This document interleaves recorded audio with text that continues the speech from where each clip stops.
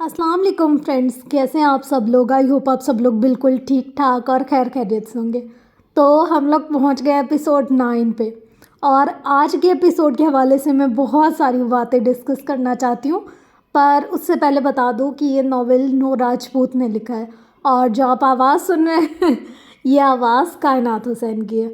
अच्छा फ्रेंड्स, इस नॉवेल में हमने लास्ट एपिसोड में भी सुना था कि जो हानम होती है उसकी मदर की शादी हो रही होती है उसके कज़न के साथ। कज़न भी था काइंड ऑफ और फर्स्ट लव भी था। फिर अनफॉर्चुनेटली उसकी शादी किसी और के साथ हो जाती है और फिर जो हानम की अम्मी है पहले उसकी शादी हो जाती है। ऐसा रियल लाइफ में बहुत दफ़ा होता है, मगर ये वाला चांस ना बहुत कम लोगों को मिलता है कि अगर उसकी एक शादी नहीं हुई या जिससे वो पसंद करती थी उससे शादी नहीं हुई तो उस इंसान की दूसरी दफ़ा शादी हो जाए।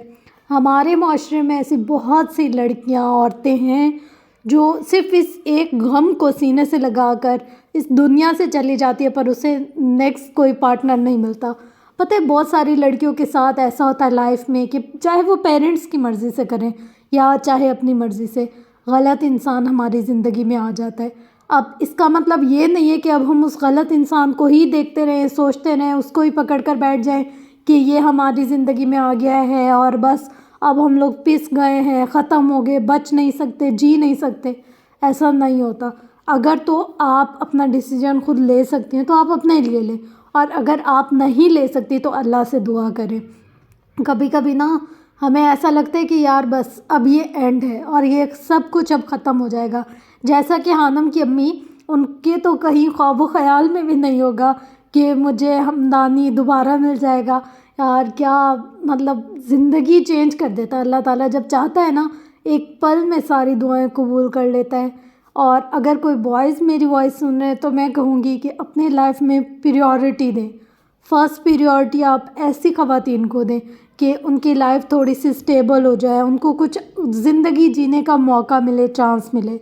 तो बस मुझे बहुत अच्छा लगा ये वाला पॉइंट जो हाईलाइट किया नूर राजपूत ने कि यार अगर किसी की एक दफ़ा लाइफ स्पॉइल होगी तो इसका मतलब ये नहीं है कि वो ज़ीरो से स्टार्ट नहीं कर सकती, वो दोबारा से नहीं सर्वाइव कर सकती। उसको ज़रूरी ही पिसना, मरना, ख़राब होना है। अल्लाह ताला इंसान के लिए नेक सबब कर लेता है। और एक अगर आप लोग सुन रहे हैं तो अपने नसीब के लिए हमेशा दुआ किया करें। बाज़ औक़ात कुछ चीज़ें ऐसा लग रहा होता है कि हमारे लिए बहुत ना मुश्किल है, पर जब अल्लाह करम करता है तो वो फ़ैसले इतने आसान हो जाते हैं, इतने मतलब स्मूथली सब कुछ हो जाता है कि इंसान की सोच उसके वहमो गुमान से भी बहुत अच्छा। तो बस अब हम लोग आज के एपिसोड को स्टार्ट करते हैं। Ready set go. आज की ये लड़ाई जॉर्डन को हर कीमत पर जीतनी थी। इसे अपने मद्दे मुकाबिल शख्स में अपना बाप नज़र आ रहा था जिससे वो इंतहाई नफ़रत करता था। वो लोग बुरी तरह से एक दूसरे को मार रहे थे। बिल आखिर वो जीत गया था। ज़ख्मों से चूर वो बाकी पैसे लेकर हॉस्पिटल की तरफ भागा था। वो अपनी माँ को हर हाल में बचाना चाहता था, लेकिन शायद किस्मत की देवी इससे नाराज़ हो गई थी और मौत की देवी ने मार्था को अपना बना लिया।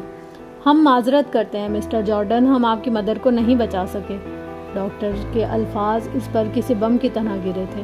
वो इतनी ज़ोर से चिल्लाया था कि पूरा हॉस्पिटल सहम सा गया था। आप मुझे छोड़कर नहीं जा सकती मॉम, आप नहीं जा सकती। वो हॉस्पिटल की राहदारियों में फर्श पर बैठकर इतना रो दिया था कि लोगों को इस पर तरस आना शुरू हो गया था। आपकी वजह से मेरी माँ मरी है मिस्टर जुबैल, मैं आपको नहीं छोड़ूंगा। वो तसव्वुर में अपने बाप से मुखातिब हुआ था। ऑपरेशन थिएटर में वो अपनी माँ के मुर्दा जिस्म से लिपट लिपट कर रोया था। वो जिस्मानी तौर पर इंतहाई ताकतवर शख्स जहनी तौर पर बहुत कमज़ोर साबित हुआ था। वो गश खाकर गिर गया था। इसे अपने जिस्मानी ज़ख्मों की परवाह नहीं थी। जो ज़ख्म इसकी रूह पर लगा था वो गहरा था, वो नहीं भरने वाला था। एंथनी इसके पीछे आया था और फिर इसे यूं टूटा देखकर रो दिया था।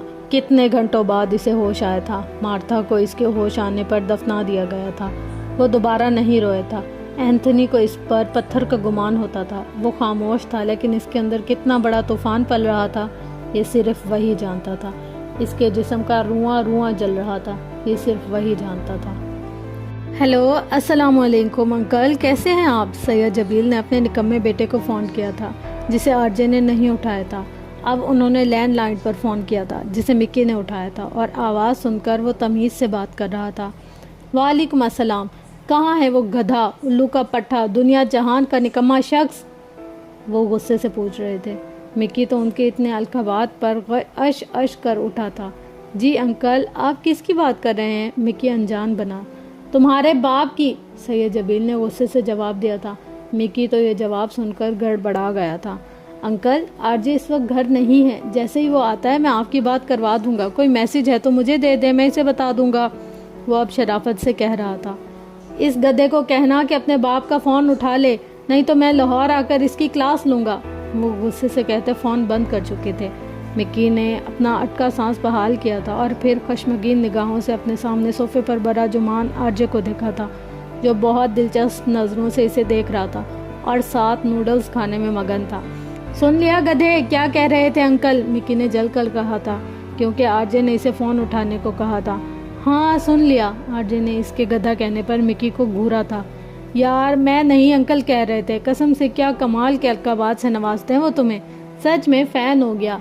आरजे के बाप को ऐसा ही होना चाहिए। मिकी पुरजोश सा कह रहा था। आरजे के घूरने पर वो सिट पिटा कर रह गया था, जबकि आरजे पूरी तवज्जो से नूडल्स खा रहा था, जैसे दुनिया में इससे अहम और कोई काम नहीं। हानम को अभी घर आए कुछ ही देर गुजरी थी जब दरवाजे पर दस्तक हुई। मैं देखता हूँ, जवाद कहता दरवाजे की तरफ लपका था और फिर इसकी चीख सुनाई दी थी। कहाँ है वो तुम्हारी बहन हानी? आज मैं इसे नहीं छोड़ूंगा। मुझसे शादी नहीं करनी और अमीर लोगों से पूरे मोहल्ले के सामने चक्कर चलाती है। वो पिस्टल हाथ में पकड़े जवाद को धक्का देकर दनदनाता घर में दाखिल हुआ था। आसिया बेगम, माहम और हानम तारिक की आवाज़ सुनकर सहम गई थी। या अल्लाह खैर, आसिया बेगम के मुंह से बेख्तियार निकला था। तुम यहीं अंदर रुको, बाहर मत आना, मैं देखती हूँ इसे। आसिया बेगम हानम को ताकीद करती बाहर निकली थी। वो खुद बहुत बुरी तरह से घबराई हुई थी। तारिक बाहर सहन में खड़ा था। आसिया बेगम को देखकर जवाद उनकी तरफ लपका था। वो बुरी तरह से डरा हुआ था। क्या लेने आए हो तुम यहाँ? उन्होंने हिम्मत जमा करते हुए पूछा था। हानि किधर है? बाहर निकालो इसे। ऐसे बेहया और बदकिरदार लड़कियों की इस मोहल्ले में कोई जगह नहीं है। वो गुस्से से कहते हुए आगे बढ़ा था। वहीं रुक जाओ तारिक, आसिया बेगम धाड़ी थी। खबरदार, जो एक लफ्ज़ भी गलत कहा तुमने मेरी हानि के मुतालिक। आसिया बेगम की आंखें सुर्ख हो चुकी थी। शोर की आवाज़ सुनकर पूरा मोहल्ला जैसे वहाँ पर इकट्ठा हो गया था। मैं सब जानता हूँ कितनी पारसा है वो। सुबह लंबी गाड़ी में गई थी, अब वापस आई है। ऐसी लड़कियों को तो गोली मार देनी चाहिए। तारिक की आवाज़ सुनकर हानम का नाजुक दिल किसी चिड़िया की मानित फड़फड़ाया था। इसने कुछ गलत नहीं किया था और कैसे कैसे इल्ज़ाम लगा रहा था इस पर। वो बाहर जाना चाहती थी जब माहम ने इसका हाथ पकड़कर इसे जाने से रोका था। कुछ याद आने पर माहम ने हानम का मोबाइल उठाकर हमदान अंकल का नंबर मिलाया था। हेलो अंकल, कहाँ हैं आप? पहली ही बेल पर फ़ोन उठा लिया गया था। अंकल, यहाँ बहुत बड़ा मसला हो गया, प्लीज़ जल्दी आएँ, माहम कांपती आवाज़ में कह रही थी। इसका दिमाग ऐसे वाक़यात पर हानम से तेज़ काम करता था। वो किसी गलत जगह नहीं गई थी, दाखिला लेने गई थी यूनिवर्सिटी में, आसिया बेगम ने जवाब दिया था। देख रहे हो मोहल्ले वालों, कैसे हमारी नाक के नीचे खेल रचाया जा रहा है। ये लड़की कॉलेज यूनिवर्सिटी के बहाने कहाँ कहाँ जाती है। मैंने कहा चुप कर जाओ तारिक, खुदा का खौफ करो कुछ। क्यों एक मासूम लड़की पर इल्ज़ाम लगा रहे हो? आसिया बेगम को तो इसकी बातें सुनकर जैसे सख्ता सा हो गया था। जवाद शोला बार निगाहों से तारिक को घूर रहा था। वो छोटा सा था, कुछ नहीं कर सकता था, लेकिन इसे तारिक का यूँ अपनी बहन हानो के मुतालिक बात करना बहुत बुरा लग रहा था। उनके घर के सामने कुछ फासले पर मस्जिद थी। नमाजी मगरिब की नमाज़ पढ़ने के बाद मस्जिद से बाहर निकल रहे थे और शोर की आवाज़ पर अब सब वहाँ जमा हो गए थे। ये क्या तमाशा लगा रखा है तुमने तारिक? मोहल्ले के एक इज्जतदार शख्स ने इसे यूं किसी के घर में घुसे देखा तो गुस्से से पूछा था। बाहर निकलो, किसने इजाज़त दी तुम्हें लोगों के घरों में यूं बिना इजाज़त अंदर दाखिल होने की? इमाम मस्जिद भी वहाँ आ गया था। मेरी बुराइयाँ आप लोगों को नज़र आ रही हैं, इस लड़की की नज़र नहीं आ रही जो पूरे मोहल्ले की आंखों में धूल झोंक रही है? तारिक भड़का था। भाई साहब, मेरी बेटी ने कोई गलत काम नहीं किया, वो एक इज्जतदार लड़की है। यूनिवर्सिटी में दाखिला लेने के लिए गई थी, लेकिन ये घटिया इंसान बिला वजह इल्ज़ाम लगा रहा है मेरी बच्ची पर। आसिया बेगम ने आगे बढ़कर इमाम मस्जिद और इस शख्स से कहा था। अच्छा, मैं इल्ज़ाम लगा रहा हूँ? तो बताओ कौन है वो शख्स जिसके साथ गई थी हानि? जानने वाला है, मेरा तायाजाद भाई है, आसिया बेगम ने जवाब दिया था। हानम से अब बर्दाश्त करना मुश्किल हो गया था। वो इतना तो जानती थी कि पूरे मोहल्ले के सामने तारिक कुछ नहीं कर सकता। वो माहम को झटका देकर बाहर निकली थी। क्यों शोर मचा रहे हो तुम? यही हूँ मैं, भागी नहीं हूँ। वो जाने इतनी हिम्मत कहाँ से लाई थी। خانم کو دیکھ کر طارق کی آنکھیں چمکی تھیں۔ وہ جس مقصد کے لیے آیا تھا اسے ہر قیمت پر پورا کرنا چاہتا تھا۔ او، بھاگنے میں کوئی کمی نہیں چھوڑی تم نے۔ دیکھ رہے ہو محلے والوں، میں نے عزت سے رشتہ بھیجا تھا اس کے لیے، لیکن نہیں، انکار کر دیا۔ اب پتہ چلا مجھے کہ یہ معصوم چہرے کے پیچھے کتنی شاطر لڑکی چھپی ہے۔ وہ پھر چلایا تھا۔ اس لمحے خانم کو طارق سے شدید نفرت محسوس ہوئی تھی۔ اس سے پہلے کوئی کچھ کہتا اچانک پولیس کے سائرن کی آواز گونجی تھی، جسے سن کر طارق کے چہرے کا رنگ اڑ گیا تھا۔ اس نے پسٹل کو فٹافٹ جیب میں ڈالا تھا۔ چند ہی سیکنڈز میں ہمدان صاحب پولیس کے ساتھ اندر داخل ہوئے تھے۔ دروازے پر لگے لوگوں کے ہجوم نے انہیں راستہ دیا تھا۔ پولیس کو دیکھ کر کافی لوگ رفو چکر ہو گئے تھے۔ کیا ہو رہا ہے یہاں پر؟ انسپیکٹر نے طارق کی طرف دیکھتے ہوئے غصے سے پوچھا تھا۔ طارق تو سٹ پٹا گیا تھا۔ یہ شخص بلا وجہ گھر میں گھس کر مارنے کی دھمکی دے رہا ہے انسپیکٹر صاحب۔ آسیہ بیگم کا گلا روند گیا تھا۔ اس سے پہلے طارق کچھ کہتا 2-3 سپاہیوں نے آگے بڑھ کر اسے ہتھ کڑی لگائی تھی۔ جب ماہم نے ہمدان انکل کو کال کی تھی وہ ابھی زیادہ دور نہیں گئے تھے۔ علاقے کے کمشنر انہیں اچھی طرح سے جانتے تھے۔ ان کے فون کال کرنے پر ایس پی خود آیا تھا طارق کو گرفتار کرنے۔ معذرت چاہتے ہیں سیٹھ صاحب، ایس پی ہمدان انکل سے مخاطب ہوا تھا۔ معذرت کی ضرورت نہیں ہے، اسے لے جائیں اور کڑی سے کڑی سزا دیں، وہ طارق کی طرف دیکھ کر خونخوار لہجے میں بولے تھے۔ پولیس طارق کو لے کر چلی گئی تھی۔ آپ سب لوگ بھی اپنے اپنے گھروں کو چلیں، امام مسجد نے باقی رکے ہوئے لوگوں کو دیکھتے ہوئے کہا تھا، جو تماشائی بن کر تماشا دیکھ رہے تھے، جو اتنے بزدل تھے کہ حق کے خلاف آواز نہیں اٹھا سکتے تھے۔ وہاں ہر شخص کو اپنی جان پیاری تھی۔ ہمارے معاشرے کا یہی المیہ ہے، جہاں پر کوئی غریب لڑکی تھوڑی سی ابھرتی ہے اسے یوں خاموش کروا دیا جاتا ہے، بہت سی لڑکیوں کو بے موت مار دیا جاتا ہے۔ امام صاحب، مجھے آپ سے ضروری بات کرنی ہے۔ ہمدان صاحب نے امام مسجد کو جاتے دیکھا تو کہا۔ وہ رک گئے تھے، اور ساتھ میں وہ سمجھدار اور عقل مند حاجی بھی تھا جو محلے کا سربراہ کہلاتا تھا، جس کی اپنی بیٹی کی بارات نے عین موقع پر آنے سے انکار کر دیا تھا۔ وجہ جو بھی تھی، لیکن الزام لڑکی پر آیا تھا۔ طارق کہتا رہا، لیکن پولیس والوں نے اس کی ایک نہ سنی تھی، وہ اسے لے کر گئے تھے۔ جی کہیے، امام مسجد نے عزت سے جواب دیا تھا۔ اسے ہمدان صاحب شخصیت سے ہی کوئی بڑے آدمی لگے تھے، جو بہت سلجھے ہوئے تھے۔ میں اپنی چچا زاد کزن آسیہ سے، جو پچھلے 10 سالوں سے بیوگی کی زندگی گزار رہی ہے، نکاح کرنا چاہتا ہوں۔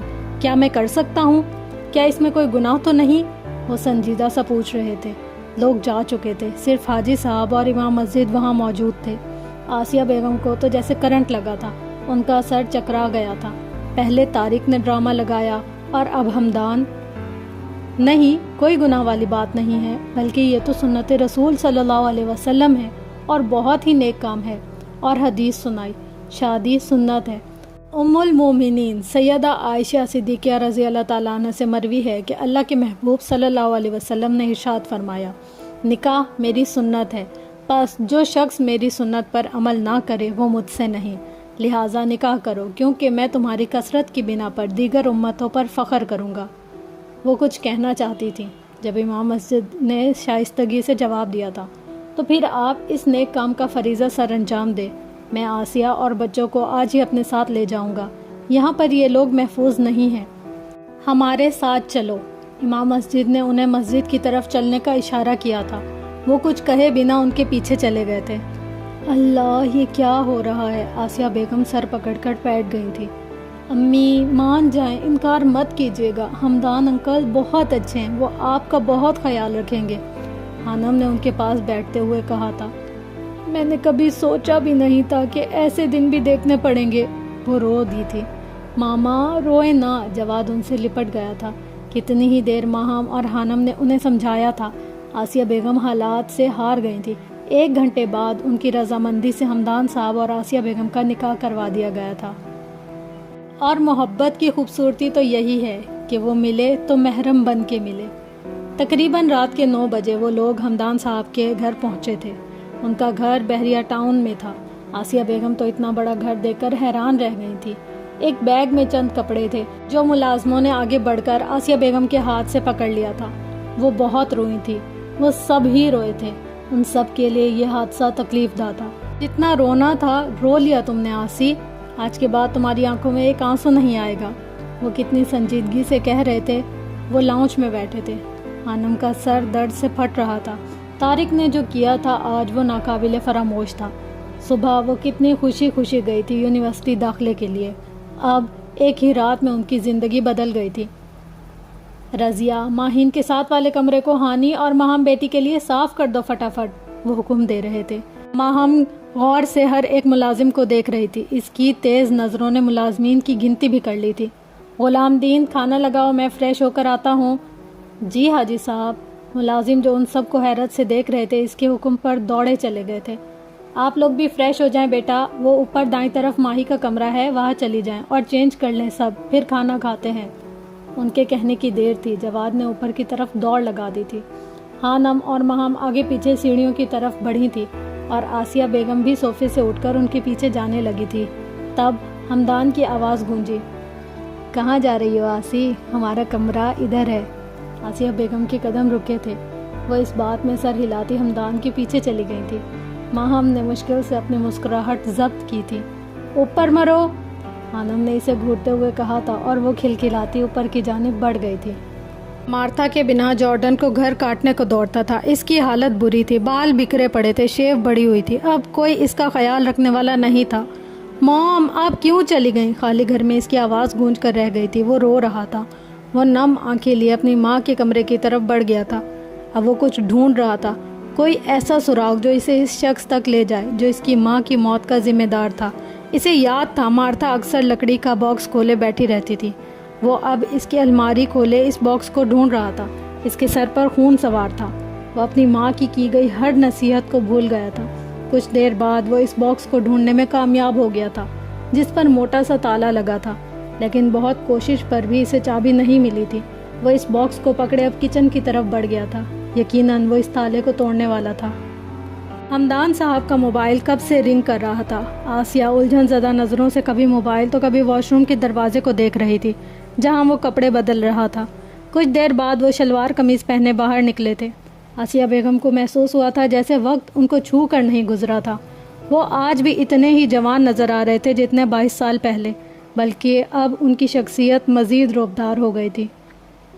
تو ملا ہے تو یہ احساس ہوا ہے مجھ کو، یہ میری عمر محبت کے لیے تھوڑی ہے، ایک ذرا سا غم دوراں کا بھی حق ہے جس پر میں نے وہ سانس بھی تیرے لیے رکھ چھوڑی ہے۔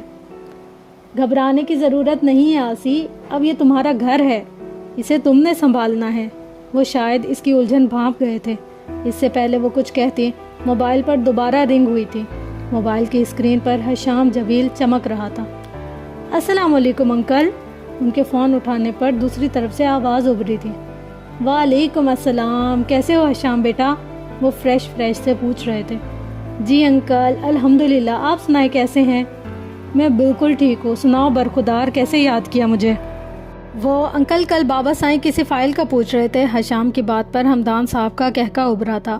ضیاء جبیل تمہیں بزنس مین بنا کر دم لے گا حشام، مجھے یقین ہے، وہ دلچسپی سے کہہ رہے تھے۔ بس انکل جتنا مرضی دور رہ لوں، بابا سائیں پھر مجھے گھسیٹ لیتے ہیں اس بزنس کی دنیا میں، حشام گہری سانس لیتے ہوئے بتا رہا تھا۔ چلو کوئی بات نہیں، میں فری ہو کر خود بات کرتا ہوں تمہارے بابا سے، تم پریشان مت ہو۔ ہمدان صاحب اسے تسلی دیتے ہوئے فون بند کر چکے تھے۔ ماہین کا کمرہ بہت خوبصورت تھا، وہاں موجود ہر چیز بہت قیمتی تھی۔ اس کی الماری میں بہت سے نئے کپڑے لٹکے ہوئے تھے۔ ماہم نے چینج کر لیا تھا، البتہ خانم کھڑکی کھولے آس پاس کا معائنہ کرنے میں مگن تھی۔ اس نے کبھی آسائشوں والی اور برانڈڈ زندگی گزارنے کی خواہش نہیں کی تھی۔ وہ نہیں جانتی تھی کہ زندگی اس کے ساتھ کیا کرنے والی تھی۔ چاروں طرف ویسے ہی بڑے بڑے بنگلے تھے، گلیاں کھلی اور صاف ستھری تھیں۔ یہ ڈریس مجھے عجیب تو نہیں لگ رہا نا ہانی؟ ماہم کی آواز پر وہ چونکی تھی۔ اس نے ماہین کے کپڑے پہنے ہوئے تھے، وہ بڑے تھے، البتہ شرٹ چھوٹی ہونے کی وجہ سے ٹھیک لگ رہے تھے۔ انکل نے ہمارے لیے کپڑے ہی نہیں لانے دیے، اب میں اور کیا پہنتی؟ خانم کے گھورنے پر ماہم بڑبڑائی تھی۔ آر جے میرا موبائل دو، مکی چلایا تھا۔ وہ لوگ رات کے اس پہر ٹاؤن میں واک کر رہے تھے۔ مکی پچھلے 1 گھنٹے سے کسی سے فون پر بات کر رہا تھا۔ تنگ آ کر آر جے نے اس کا موبائل چھین لیا تھا۔ تمہیں اور کوئی کام نہیں ہے کیا؟ آر جے کو غصہ آیا تھا۔ رات کی خاموشی میں ان کی آوازیں گونج کر رہ گئی تھیں۔ شور کی آواز پر خانم نے چونک کر نیچے کی جانب دیکھا تھا۔ روشنی میں اسے گھر کے باہر 2-3 لڑکے گزرتے دکھائی دیے تھے۔ وہ ایک دم چونکی تھی۔ سیاہ رنگ کی جیکٹ پہنے گھنے بالوں والے لڑکے پر اسے روحان جبیل کا احساس ہوا تھا۔ استغفر اللہ، اس نے اپنی ہی سوچ پر اللہ سے معافی مانگی تھی۔ نہ جانے وہ شخص کہاں سے ذہن میں آ گیا تھا۔ ملازمہ انہیں کھانے کے لیے بلانے آئی تھی اور وہ سر جھٹکتی کھڑکی سے ہٹ گئی تھی۔ وہ 5 منٹ میں منہ ہاتھ دھو کر نیچے جانے کے لیے تیار تھی۔ ماہم سکون سے آرام دہ بیڈ پر لیٹی تھی۔ اسے اپنی زندگی میں آنے والی یہ تبدیلی بہت پسند آ رہی تھی۔ آ جاؤ ماہم، کھانا کھانے نیچے چلتے ہیں۔ خانم نے دروازے کی طرف بڑھتے ہوئے اسے پکارا تھا۔ رکو ہانی، ماہم کی آواز پر وہ پلٹی تھی۔ تم کپڑے تبدیل نہیں کرو گی؟ ماہم نے پوچھا تھا۔ کیوں؟ کیا ہوا ان کپڑوں کو؟ ابھی صبح ہی تو پہنے ہیں، بالکل نیا سوٹ ہے میرا۔ خانم حیران ہوئی تھی۔ نہیں، میرا مطلب ہے اس والی الماری میں سارے نئے کپڑے ہیں جو استعمال نہیں کیے گئے، تو اس لیے ماہم بات ادھوری چھوڑ گئی تھی۔ میں نہیں چاہتی کل کو ہمدان انکل کی بیٹی کو پتہ چلے اور وہ کہے کہ ہم نے آتے ہی اس کی ہر چیز پر قبضہ کر لیا۔ یار تم آگے کا کیوں سوچتی ہو؟ ماہم جھنجھلائی تھی۔ ہوتا تو وہی ہے جو نصیب میں ہے، لوگوں کی باتوں سے فرق نہیں پڑتا۔ جس چیز پر جس انسان کا نام لکھا ہوتا ہے وہ اسے ہی ملتی ہے، ماہم نے بیڈ سے اترتے ہوئے کہا تھا۔ وہ اکثر چڑ جاتی تھی خانم کے فلسفوں سے۔ باقی تمہاری مرضی۔ دروازہ کھول کر باہر نکل گئی تھی اور اس کے پیچھے پیچھے خانم بھی۔ اگلے دن دوپہر کا کھانا کھانے کے بعد ہمدان صاحب انہیں شاپنگ کروانے مال لے آئے تھے۔ انہوں نے سب کو ان کی پسند اور ضرورت کی چیزیں دلوائی تھی۔ وہ پہلی بار پیسہ خرچ کر کے اتنا خوش ہوئے تھے۔ یہ جو امیر لوگ ہوتے ہیں نا، یہ اکثر رشتوں کے معاملے میں غریب ہوتے ہیں۔ کچھ یہی حال سیٹھ ہمدان کا بھی تھا، جس کے پاس پیسے تو بہت تھے لیکن خرچ کروانے والے نہیں تھے، سوائے ماہی کے جو ان کے پاس رہتی ہی نہیں تھی۔ اب اتنے سارے رشتوں کو پا کر وہ کافی خوش اور خود کو پرسکون محسوس کر رہے تھے۔ ان کے ہوتے ہوئے بھی آسیہ نے اتنے سال غربت میں اپنی خواہشات کو ختم کرتے گزار دیے تھے۔ یہ چیز ان کے دل میں پھانس کی طرح اٹکی تھی۔ اب وہ اس چیز کا ازالہ کرنا چاہتے تھے، جو کہ کافی حد تک کر چکے تھے۔ آنی بیٹا، صبح سے آپ کی کلاسز اسٹارٹ ہو رہی ہیں، تیاری کر لی آپ نے؟ وہ بہت پیار سے پوچھ رہے تھے۔ جی انکل، دیکھا تھا میں نے، تیاری کیا کرنی ہے، ابھی یونیورسٹی جا کر ہی کچھ علم ہوگا، خانم نے جواب دیا تھا۔ ٹھیک ہے، میں نے رحیم یعنی کہ ڈرائیور کی ڈیوٹی لگا دی ہے کہ وہ پک اینڈ ڈراپ کرے گا آپ کو۔ یہاں سے آپ کی یونیورسٹی کافی فاصلے پر ہے۔ جی انکل، وہ بس اتنا ہی کہہ پائی تھی۔ اس کی یونیورسٹی شروع ہونے والی تھی، یعنی اس کی روٹین بدلنے والی تھی۔ مہرو اور خانم دونوں کیفیٹیریا میں موجود تھیں۔ جنت روڈ بہت خوبصورت ہے نا؟ خانم نے جوس کا سپ لیتے ہوئے کہا۔ ہاں، تمہیں ہر چیز میں خوبصورتی نظر آتی ہے ہانی۔ اب دیکھ لو، سیمنٹ پتھر سے بنی اس روڈ میں کیا ایسی خاص بات ہے جو تمہیں یہاں بیٹھنا اچھا لگتا ہے؟ مہرو مسکرائی تھی۔ میں نہیں جانتی مجھے اس جگہ میں اتنی دلچسپی کیوں نظر آتی ہے۔ میں نہیں جانتی یہ روڈ مجھے کیوں اچھا لگتا ہے۔ شاید اس لیے کہ اس کا نام روڈ جنت ہے۔ وہ خود ہی اپنے سوال کا جواب دے چکی تھی۔ کیفے کے بالکل سامنے ان کا ڈپارٹمنٹ تھا۔ اچانک انہوں نے بہت سارے اسٹوڈنٹس کو ڈپارٹمنٹ کے اندر جاتے دیکھا تھا۔ یہ اسٹوڈنٹس اتنی جلدی میں کیوں جا رہے ہیں؟ کیا کوئی خاص وجہ ہے؟ خانم بڑبڑائی تھی۔ سب اسٹوڈنٹس جلدی سے آ جائیں، آرجے سنگنگ کرنے لگا ہے۔ ڈپارٹمنٹ کے گیٹ پر کھڑے ہو کر ایک لڑکے نے نعرہ لگایا تھا۔ آرجے کے نام پر خانم کے کان کھڑے ہوئے تھے۔ اسے اتنا یاد تھا کہ ماہم اور جواد کسی آرجے کے بہت بڑے فین تھے۔ وہ دونوں بھی اسٹوڈنٹ کے پیچھے پیچھے ڈپارٹمنٹ میں داخل ہوئے تھے۔ گیٹ سے اندر داخل ہونے پر دونوں طرف گراؤنڈ تھا۔ دائیں طرف اسٹوڈنٹ کا ایک ہجوم لگا ہوا تھا۔ ایک خوشگوار سی دھن خانم کے کانوں سے ٹکرائی تھی اور وہ بے خود سی اس ہجوم کی طرف بڑھتی چلی گئی تھی۔ ایکسکیوز می، تھوڑا سا سائڈ پر ہو جائیں پلیز، خانم نے آرجے کے گرد گھیرا ڈالے اسٹوڈنٹ سے درخواست کی تھی۔ وہ اسے دیکھنا چاہتی تھی اور پھر پتھر سے بنے بینچ پر گٹار ہاتھ میں تھامے گنگناتے شخص کو دیکھ کر خانم کو حیرت کا شدید جھٹکا لگا تھا۔ اس سے ڈپارٹمنٹ کی پوری بلڈنگ اپنے اوپر گرتی ہوئی محسوس ہوئی تھی۔ روحان جبیل یہاں؟ وہ بڑبڑائی تھی۔ وہ ایک جھٹکے سے پیچھے ہوئی تھی۔ کالج میں ہونے والی ایک ایک بات اور آرجے سے ملاقات اس کی آنکھوں کے سامنے گھوم گئی تھی۔ وہ اسٹوڈنٹ کے ہجوم سے پیچھے ہٹتی جا رہی تھی۔ اس نے کبھی خواب میں بھی روحان جبیل سے دوبارہ سامنا کرنے کا نہیں سوچا تھا۔ ہانی، کہاں جا رہی ہو تم؟ ادھر آؤ جلدی۔ مہرو نے اسے پیچھے ہٹتے دیکھا تو کہا، لیکن وہ شاک تھی۔ وہ کیفے واپس چلی گئی تھی۔ ملینیلز کیفے، جو بہت شاندار اور جدید طرز کا نہیں تھا بلکہ ایک عام سا اور سادہ سا کیفے تھا۔ اس کی خوبصورتی وہاں موجود درخت تھے۔ لمبے اور گھنے درختوں کے نیچے بنا یہ کیفے آنے والے کو اپنی طرف کھینچتا تھا۔ کیفے کے بالکل سامنے جنت روڈ کی دوسری جانب ان کا ڈپارٹمنٹ تھا، molecular biology and molecular genetics MMG۔ وہ اس سبجیکٹ میں ماسٹرز کرنے آئی تھی اور یہی ڈپارٹمنٹ کا نام تھا۔ کتنی ہی دیر وہ خاموش بیٹھی رہی تھی۔ کیا اسے سب یاد ہوگا؟ کیا پھر وہ مجھ سے کوئی بدلہ لے گا؟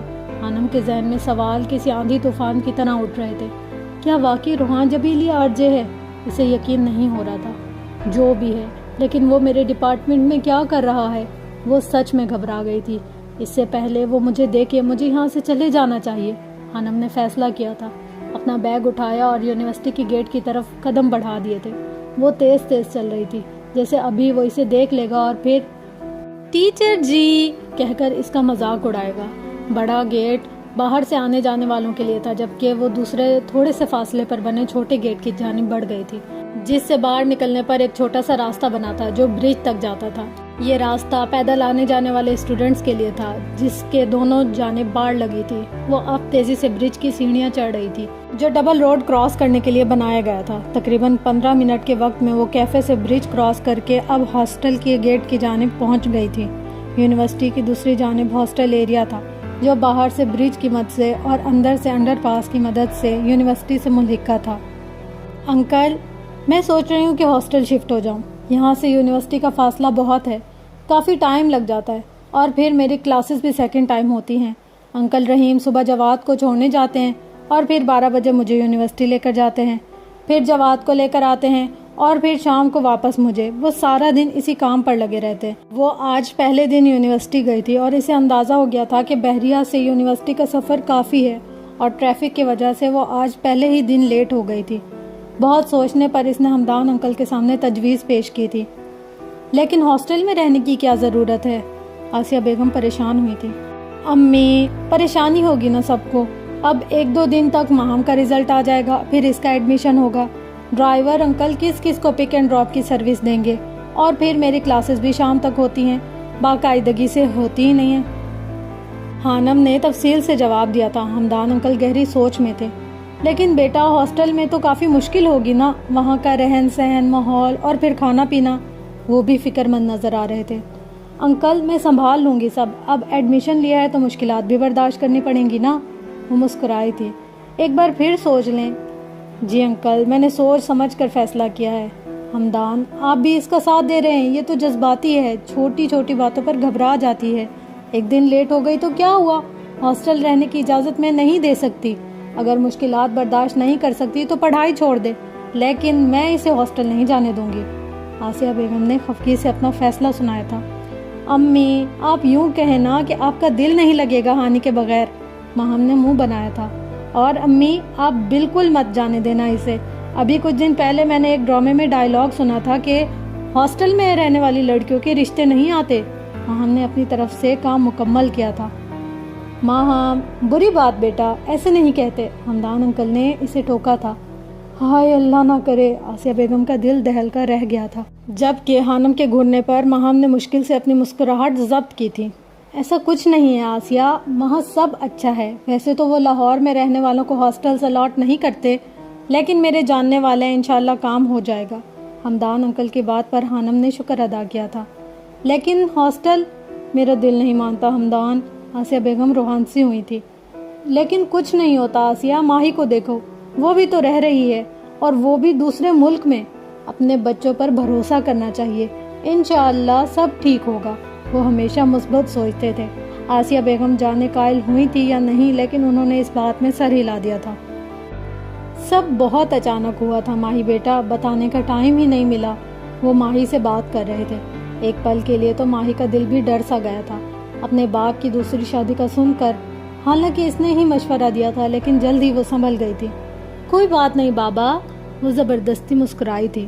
تم آسیہ سے بات کرو، میں آتا ہوں کچھ دیر تک۔ وہ موبائل جس پر ویڈیو کال چل رہی تھی آسیہ بیگم کو پکڑا کر کمرے سے باہر چلے گئے تھے۔ وہ دونوں ہی ڈر رہی تھی، دونوں کو خوف تھا کہ نہ جانے سامنے والے کا رویہ کیسا ہوگا۔ ماہی نے شائستگی سے سلام کیا تھا اور اس سے زیادہ پیار سے آسیہ بیگم نے جواب دیا تھا۔ چہرے سے ہی ماہی کو آسیہ بیگم رحم دل محسوس ہوئی تھی۔ ایک بات کہوں آنٹی، اگر آپ برا نہ مانیں؟ ماہی نے ڈرتے ڈرتے پوچھا تھا۔ آنٹی، مجھے نہیں پتا ماں کیسی ہوتی ہے، اس کا پیار کیسا ہوتا ہے۔ میرے لیے میری ماں میرے بابا ہی تھے. انہوں نے بہت مشکلوں سے پالا ہے مجھے. ان سے بہت پیار کرتی ہوں میں. آپ سے درخواست ہے پلیز کبھی میرے بابا کو مجھ سے دور مت کیجیے گا. میرا اس دنیا میں ان کے علاوہ اور کوئی نہیں ہے. ماہی کا دل بھرا گیا تھا. اس کی آنکھیں نم ہوئی تھی. بے شک اس نے اپنے باپ کے چہرے پر خوشی محسوس کر لی تھی، لیکن ایک سوتیلی ماں کا جو خاکہ اس کے ذہن میں بنا ہوا تھا وہ ڈر گئی تھی. ماہی کی بات سن کر آسیہ بیگم کے دل کو کچھ ہوا تھا. اس نے کبھی ایسا نہیں سوچا تھا. یہ تو وقت اور حالات اسے یہاں تک لے آئے تھے. وہ اچھے سے جانتی تھی کہ ہمدان اس کے بچوں کو اپنے بچے ہی سمجھ رہے تھے اور ان کی شفقت اور محبت دے رہے تھے. بدلے میں وہ خود ایسا ہی کرنا چاہتی تھی. ماہی بیٹا آپ پریشان نہ ہو. ہمدان پر سب سے پہلے اور سب سے زیادہ حق آپ کا ہے. میں مجبور نہ ہوتی تو کبھی آپ سے ہمدان کو نہ چھینتی. شکریہ آنٹی. ماہی کو ان کی باتوں میں سچائی محسوس ہوئی تھی. اس کے اندر تک سکون اتر گیا تھا. مہرو نے حانم کو وہاں نہ پا کر اپنے آس پاس نظر دوڑائی تھی، لیکن وہ اسے کہیں بھی نظر نہیں آئی تھی. یہ ہانی کہاں چلی گئی؟ وہ حیران ہوئی تھی. وہ خود آرجے کی بہت بڑی مداح تھی. آرجے اس کے کزن مستقیم کا دوست تھا. وہ اکثر و بیشتر مستقیم سے اس کا ذکر سنتی تھی. تصویروں میں دیکھا تھا اسے، لیکن کبھی ملی نہیں تھی. مگر وہ یہ نہیں جانتی تھی کہ جس روحان جبیل کا ذکر حانم کرتی تھی وہ آرجے ہی تھا. ہانی! مہرو نے پاگلوں کی طرح آواز لگائی تھی اور پھر ہجوم سے ہٹ گئی تھی. اب وہ اس کا نمبر ملا رہی تھی. کہاں ہو تم؟ اس کے ہیلو کہنے پر مہرو نے پھاڑ کھانے والے انداز میں پوچھا تھا. وہ اسے ڈپارٹمنٹ اور کیفے ہر جگہ ڈھونڈ چکی تھی. ہاسٹل ہوں، حانم نے پرسکون سے لہجے میں جواب دیا تھا. کیا لینے گئی ہو ہاسٹل؟ تمہیں پتہ ہے نا ابھی ایک کلاس رہتی ہے. مہرو کو سمجھ نہیں آ رہا تھا کہ حانم کو اچانک کیا ہوا تھا. میرا سر درد ہو رہا تھا اس لیے آ گئی. ہائے، سر میں درد کب ہوا؟ ابھی کچھ دیر پہلے تو تم ٹھیک تھی. مہرو نے اچنبھے سے پوچھا تھا. یار اب کیا فون پر ہی پوری تفتیش کرو گی؟ جاؤ جا کر کلاس لو اور میرے بھی نوٹس لے لینا. وہ غصے سے کہہ کر فون بند کر چکی تھی. اس کو کیا ہو گیا ہے؟ مہرو کو سمجھ نہیں آ رہا تھا. اب وہ بھی کہاں کلاس لینے والی تھی. موبائل بیگ میں ڈالنے کے بعد وہ خود بھی ڈپارٹمنٹ سے باہر نکل آئی تھی. جب مہرو کو پتہ چلا کہ حانم ہاسٹل رہے گی، اس نے رو دھو کر گھر میں سب کو منا لیا تھا. وہ اس کے ساتھ ہی رہنا چاہتی تھی. وہ دونوں بچپن سے ایک کلاس میں ایک ہی ادارے میں پڑھتی آئی تھی. اب کیسے مہرو اسے اکیلی کو جینے دیتی؟ وہ دونوں ایک ہی ہاسٹل میں ایک ہی کمرے میں رہتی تھیں. جارڈن اس باکس کا تالا توڑنے میں کامیاب ہو گیا تھا. اب وہ اسے لیے چھوٹے سے ڈرائنگ روم میں بیٹھا تھا. اس کی آنکھوں میں ابھی بھی نمی تھی. دکھ بہت گہرا تھا جو اس کی روح تک کو جھلسا گیا تھا. باکس میں اس کی ماں اور باپ کی بہت سی تصویریں تھیں. وہ ایک دوسرے کے ساتھ بہت خوش نظر آ رہے تھے. جارڈن نے کبھی اپنے باپ کو نہیں دیکھا تھا. تصویر میں موجود شخص بہت وجیحہ تھا. وہ مشرقی مرد تھا. شاید اسی لیے مارتھا اس پر دل ہار گئی تھی. تصویروں کے علاوہ اس باکس میں سے ایک لاکٹ نکلا تھا جس پر جبیل لکھا ہوا تھا. نفرت کی ایک لہر جارڈن کے پورے جسم میں پھیل گئی تھی. میں تمہیں نہیں چھوڑوں گا مسٹر جبیل، میں تمہیں ختم کر دوں گا، وہ چیخا تھا. وہ پاگل ہو گیا تھا. ہاں پاگل، اپنی ماں کے دکھ میں. کیا میں پوچھ سکتی ہوں کہ ایسی کیا آفت آ گئی جو تم یوں ڈپارٹمنٹ سے بھاگ آئی؟ مہرو نے بیگ کو بیڈ پر پھینکتے ہوئے سکون سے بیٹھی حانم سے پوچھا تھا. ویسے ہی مجھے بھوک لگی تھی. کیا تم پاگل ہو ہانی؟ مہرو اس کی منطق پر حیران ہوئی تھی. تمہیں کیا آفت پڑی تھی جو میرے پیچھے پیچھے بھاگ آئی ہو؟ حانم نے الٹا سوال کیا. کیونکہ تم وہاں سے چلی آئی تھی میں بھی اس لیے آ گئی. تو میں بھی اسی لیے آ گئی کہ وہاں پر وہ آ گیا تھا. وہ کون؟ مہرو اس کی بات پر چونکی تھی. وہی روحان جبیل منحوس، حانم نے موبائل کو پٹکتے ہوئے کہا تھا. کون روحان جبیل؟ مہرو حیران تھی. اسے نہیں پتا تھا کہ آرجے ہی روحان جبیل تھا، جیسے حانم کو نہیں پتا تھا کہ روحان جبیل ہی آرجے تھا. وہی تمہارا کرش آرجے، حانم نے جلے کٹے لہجے میں جواب دیا تھا. کیا سچ میں؟ مہرو کو لگا تھا جیسے کوئی دھماکہ ہوا ہو. اسے یاد آیا تھا روحان جبیل جس نے کالج میں حانم کی ناک میں دم کر دیا تھا. اوف، کیا واقعی؟ کیا آرجے ہی روحان جبیل ہے؟ وہی روحان جو کالج میں تھا؟ ہاں وہی. حانم کو کوفت ہوئی تھی. قسم کھاؤ. مہرو کا غصہ رفو چکر ہو گیا تھا. اب وہ دلچسپی سے پوچھ رہی تھی. اس کے اس طرح کہنے پر حانم نے گھورا تھا جبکہ مہرو نے ڈھیٹ پن سے دانت نکالے تھے. اوف، مزہ آنے والا ہے. پتہ ہے وہ ہمارا ہی کلاس فیلو ہے، ہمارے ڈپارٹمنٹ کا، ہمارے بیچ کا. کیا؟ مہرو کی بات سن کر حانم کرنٹ کھا کر اچھلی تھی. ہاں میرا کزن بتا رہا تھا، میں نے بہت سنا تھا اس کے بارے میں. صبح میں اس سے ملوں گی، میرا کزن ملوائے گا اور تمہیں میں اپنے کزن سے ملواؤں گی. مستقیم عرف مکی آرجے کا بہت اچھا دوست ہے۔ مہرو اور بھی بہت کچھ کہہ رہی تھی جبکہ حانم کی شکل دیکھنے لائق تھی۔ آنسو اسے اپنے گلے میں اٹکتے ہوئے محسوس ہو رہے تھے۔ وہ ہمارا کلاس فیلو کیسے بن گیا؟ اسی سال اس نے پری میڈیکل میں FSC کی ہے۔ MSc سے پہلے BSc کرنی ہوتی ہے۔ وہ ڈائریکٹ ماسٹرز میں کیسے آ گیا؟ وہ حیرت سے پوچھ رہی تھی۔ وہ سب کر سکتا ہے، کچھ بھی۔ جتنا میں نے سنا ہے اس کے بارے میں مجھے نہیں لگتا کہ اس کے لیے مشکل ہوگا ایڈمیشن لینا۔ کوئی نہ کوئی جگاڑ لگا لیا ہوگا، مہرو اپنی دھن میں کہہ رہی تھی۔ وہ نہیں جانتی تھی کہ کالج میں آرجے نے حانم کے ساتھ کیا کیا تھا۔ حانم نے اسے کچھ نہیں بتایا تھا۔ اس نے حانم کے چہرے پر غور نہیں کیا تھا جس پر پریشانی واضح تھی۔ کیسی ہیں آپ بی جان؟ اور بابا سائیں کیسے ہیں؟ حشام نے گاڑی پارک کی اور باہر نکلتے ہوئے کان سے لگائے فون پر بی جان سے پوچھ رہا تھا۔ میں ٹھیک ہوں، تمہارے بابا پچھلے 3 دن سے بزنس ٹور پر گئے ہیں۔ میرا فون نہیں اٹھایا اور نہ خود کال کی ہے، بی جان افسردہ سی کہہ رہی تھی۔ ان کے لہجے میں دکھ محسوس کر کے حشام کا دل دکھا تھا۔ ایک بات پوچھوں آپ سے بی جان؟ حشام نے مال میں داخل ہوتے ہوئے پوچھا تھا۔ وہ کچھ ضروری چیز لینے آیا تھا۔ ہاں پوچھو بیٹا۔ بی جان، بابا سائیں آپ سے اتنی محبت کیوں نہیں کرتے جتنے چھوٹے بابا سائیں؟ سید حیدر جبیل، جنہیں سب لوگ شاہ جبیل کہتے تھے، چھوٹی ماں عائشہ جبیل سے کرتے تھے۔ ان کے اس دنیا سے جانے کے بعد بھی چھوٹے بابا سائیں نے دوسری شادی نہیں کی۔ وہ اب تک انہیں چاہتے ہیں۔ اور ایک میرے بابا سائیں ہیں جنہیں آپ کی ذرا فکر نہیں ہوتی۔ جس سوال سے بی جان ڈر رہی تھی کہ ان کی اولاد ان سے وہ سوال نہ کرے، وہی سوال آج حشام کے لبوں پر آ ہی گیا تھا۔ بی جان کا دل دکھ سے بھر گیا تھا۔ وہ ضیا جبیل کی پسند نہیں تھی، وہ ان سے عمر میں بڑی تھی۔ بی جان سے شادی ضیا جبیل نے اپنے خاندان کی روایات کے لیے کی تھی۔ ان کے خاندان میں لڑکے اور لڑکیوں کی شادی سید خاندان میں ہی کی جاتی تھی۔ نہیں تو ایسی بات نہیں ہے بیٹا، وہ مجھ سے بہت پیار کرتے ہیں اور خیال بھی رکھتے ہیں، بی جان نے جھوٹ بولا تھا۔ اچھا مجھے کچھ کام ہے، ہم پھر بات کرتے ہیں۔ وہ حشام کی بات سنے بنا ہی فون بند کر چکی تھی۔ حشام ایک گہری سانس لے کر رہ گیا تھا۔ وہ سر جھٹک کر کچھ چیز لینے کے لیے شیلف کی طرف بڑھا تھا جب اچانک چونکا۔ اسے کچھ فاصلے پر ایک لڑکی سفید اسکارف سے حجاب کیے کھڑی نظر آئی۔ اس کے چہرے کا رخ دوسری جانب تھا۔ حشام ٹھٹکا تھا۔ اسے سفید دوپٹہ اوڑھے کالج کے ایک کمرے میں بیٹھی حانم یاد آ گئی تھی۔ وہ بے اختیاری سے اس لڑکی کی جانب بڑھا تھا۔ ایکسکیوز می، حشام نے پکارا تھا۔ لڑکی نے مڑ کر دیکھا تھا اور پھر اپنے سامنے کھڑے شخص کو دیکھ کر وہ حیران رہ گئی تھی۔ حشام جبیل! ماہی کا منہ حیرت سے کھل گیا تھا۔ وہ شش و پنج میں مبتلا تھی۔ اس دشمن جان کو تکنے لگی۔ کبھی خود کو خود سے جھگڑتے دیکھا، کبھی شب تنہائی میں خود کو تڑپتے دیکھا۔ روئے اتنا کہ دامن بھگو دیا آنسوؤں سے، تو کبھی روتے روتے خود کو مسکراتے دیکھا۔ کبھی ناراض ہوئے خود سے اتنا کہ مر جانا چاہا، تو کبھی آئینے میں خود کو مناتے دیکھا۔ کبھی مسکرانے لگے دیکھ کر تصویر تیری، تو کبھی آنسوؤں میں خود کو ڈبوتے دیکھا۔ کبھی جنون عشق میں لکھ دیا نام تیرا دیواروں پہ، تو کبھی بے بسی میں تیرا نام خود کو مٹاتے دیکھا۔ کبھی بہت تڑپا میں تیری یاد کے عالم میں، تو کبھی تجھے یاد کر کے خود کو بہلاتے دیکھا۔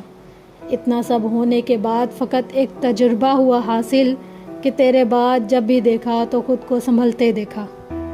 اگلے دن حانم خود کو پرسکون کر کے ڈپارٹمنٹ گئی تھی۔ اس نے خود سے عہد کیا تھا کہ وہ آرجے کو پہچانے گی نہیں، اور اسے بھی میں یاد نہیں ہوں گی۔ حانم نے خود کو تسلی دی تھی۔ وہ دونوں ابھی ڈپارٹمنٹ سے کچھ فاصلے پر تھی جب دوسری جانب سے اچھلتے کودتے ڈپارٹمنٹ کی طرف آتے مکی کی نظر مہرو کے ساتھ چلتی حانم پر پڑی تھی۔ وہ دنگ رہ گیا تھا۔ وہ ایک جھٹکے سے رکا تھا۔ اسے اپنی آنکھوں پر یقین نہیں آ رہا تھا۔ مہرو کے ساتھ جو لڑکی تھی، کیا وہ واقعی وہی تھی جسے وہ جانتا تھا؟ وہ 100% وہی تھی۔ ہانی، مکی نے زیر لب دہرایا تھا۔ اس نے کبھی خواب میں بھی نہیں سوچا تھا کہ وہ ہانی کو یوں اپنے سامنے دیکھے گا۔ مکی، مہرو کی آواز پر اس کا سکتہ ٹوٹا تھا۔ مہرو حانم کو اپنے ساتھ لیے اسی کی طرف بڑھ رہی تھی۔ کہاں گم ہوتے ہو تم مکی؟ اس سے ملو، یہ ہے میری سب سے پیاری دوست حانم عرف ہانی۔ اصل جھٹکا تو مکی کو اب لگا تھا۔ اسے محسوس ہوا تھا کہ اس کے کانوں نے کچھ غلط سنا۔ حانم، یہ نام وہ کتنی مرتبہ آرجے کے منہ سے سن چکا تھا۔ اس کے فرشتوں کو بھی خبر نہیں تھی کہ ہانی ہی حانم تھی۔ اوہ ہانی، یہ میرا کزن ہے مستقیم عرف مکی، سب اسے مکی ہی بلاتے ہیں۔ السلام علیکم، خانم نے مسکرا کر سلام کیا تھا۔ اسے وہ لڑکا حلیے سے تھوڑا عجیب سا لگا تھا۔ مکی نے ہاتھ بڑھا کر اپنی پیشانی پر آئے پسینے کو صاف کیا تھا۔ اگر آرجے کو پتہ چل گیا کہ اس سے آگے وہ سوچ نہیں سکا تھا۔ مجھے کچھ کام ہے، میں آتا ہوں، وہ بنا سلام کا جواب دیے واپس پلٹ گیا تھا۔ مکی بات سنو، تم آرجے سے ملنے آئے ہو نا، پلیز مجھے اس سے ملوا دو، مہرو چلائی تھی، لیکن وہ تیز تیز قدم اٹھاتا اسٹوڈنٹ کے ہجوم میں غائب ہو گیا تھا۔ تمہیں کیا ضرورت ہے آرجے سے ملنے کی؟ خانم کا موڈ بگڑا تھا۔ ویسے ہی یار دل کر رہا ہے، آرجے کون سا روز ڈپارٹمنٹ آتا ہے؟ کل آیا تھا اتنے دنوں میں، آج پتہ نہیں آئے گا یا نہیں۔ مہرو اس سے ملنا چاہتی تھی، جبکہ خانم نے اس کی اس خواہش پر افسوس کیا تھا۔ حشام آپ؟ ماہی کو یقین نہیں آ رہا تھا کہ اس کے سامنے حشام جبیل کھڑا تھا، اور تو اور اس نے خود ہی ماہی کو مخاطب بھی کیا تھا۔ معاف کیجیے گا، میں کوئی اور سمجھا تھا، وہ معذرت کرتا پلٹ گیا تھا۔ بات تو سنے حشام، وہ اس کے پیچھے لپکی تھی، البتہ ایک دم دل ڈوب کر ابھرا تھا جب حشام نے کسی اور کا ذکر کیا تھا۔ پچھلے کچھ دنوں سے ماہی کے سر میں درد رہنے لگا تھا اور بال بھی رکھے ہوئے تھے۔ آسیہ بیگم نے اسے 3-4 آئل کو مکس کر کے بالوں میں لگانے کا کہا تھا۔ اس وقت اس نے وہی کام کیا ہوا تھا۔ ایلا کو کچھ چیزیں لینی تھی، وہ ماہی کو زبردستی اٹھا لائی تھی، اور ماہی نے بالوں کو باندھ کر گلے میں لٹکا سفید اسکارف سر پر حجاب کی طرح چپکا لیا تھا، جس پر حشام کو دھوکا ہو گیا تھا۔ آپ یہاں کسے ڈھونڈ رہے تھے؟ ماہی نے اس کے پیچھے پیچھے چلتے ہوئے پوچھا تھا، جبکہ حشام کو کوفت ہوئی تھی۔ وہ اب خود کو کوس رہا تھا کہ کسی بھی انجان لڑکی کو مخاطب کرنے کی کیا ضرورت تھی۔ آپ کو اس سے مطلب مس ماہین؟ اس نے ٹھہر کر سرد سے لہجے میں پوچھا تھا۔ ماہی کے چہرے کا رنگ ایک دم پھیکا پڑا تھا۔ نہیں، میں ماہی سے کوئی جواب نہیں بن پایا تھا۔ اللہ حافظ، وہ سپاٹ لہجے میں کہتا آگے بڑھ گیا تھا، جبکہ ماہی ایک بار پھر اسے نم آنکھوں سے جاتے ہوئے دیکھ رہی تھی۔